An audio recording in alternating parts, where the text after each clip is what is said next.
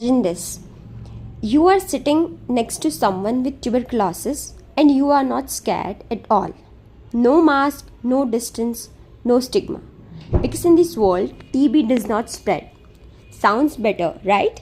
No isolation wards, no fear, no discrimination. But here is the twist medicine might actually become more dangerous. In our world, tuberculosis spreads through air. That fear forces early diagnosis, forces government to track it, forces patients to seek help. But in this alternate world, no one is afraid of TB. So what happens? People ignore cough for months, even years.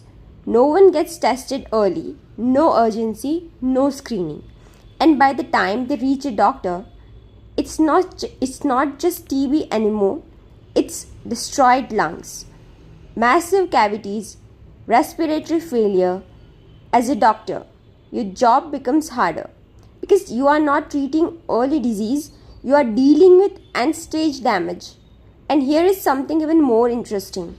If TB isn't spreading, then MDR might never become a global crisis. No transmission, no resistance. Strains circulating widely. So, yes, one problem disappears, but another one silently grows. And what about stigma? In our world, TB patients are often isolated, judged, avoided. In that world, they are not just normal patients, but ironically, that normalcy delays care and cost lives in a different way. So tell me, would you choose a world where disease spreads but caught early, or a world where it does not spread but silently destroys people?